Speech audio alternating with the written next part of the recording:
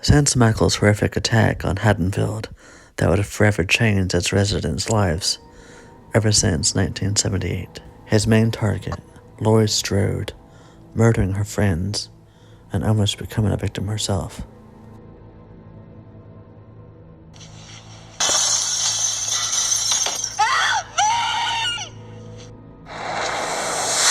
Havent survived until sunset, leaving Michael's supposedly dead corpse in flames. Her experience still had traumatized her through the years. The events that occurred on that night would leave a sturdy grip on her through the decades to come. Even 10 years after, her conceiving a child named Jamie.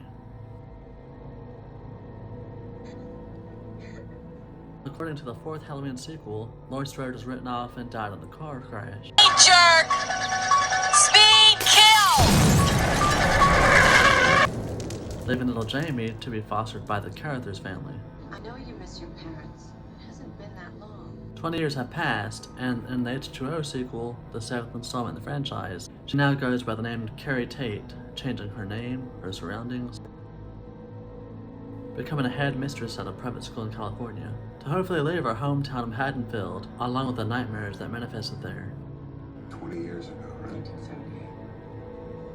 And the girl what happened to the sister? She died, right?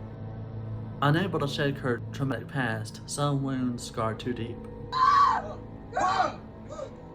forcing her to give up on the one thing she loved the most. The character of Laurie Strode was originally written off in the 4th film, but this is just for theory's sake. An H20, the traumatized alcoholic Laurie Strode manages to save herself and her daughter by going to great lengths to keep her safe and hidden, sacrificing her daughter Jamie and her old life, attempting to fulfill a new one. None of it would come easy. No, she faked her death. And now she's the headmistress of a very posh, secluded private school in Northern California. And pray every year that her brother will find her. Just in case her brother Michael may still be out there somewhere.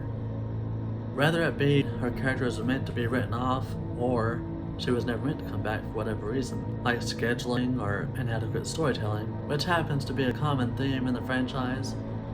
Whatever the reason, both sequels still tie into one another, making sense of why Laurie would ultimately make the choice she did.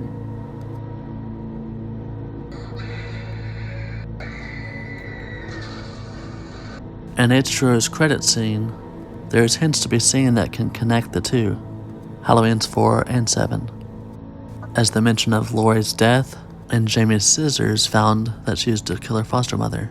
H20's true intent to retcon the previous franchise, all but the first 2 films, there still remain subtle connections. Jamie and Laurie would eventually come face to face with the undying evil that is Michael Myers once again. No matter where they go, it has shaped their lives forever.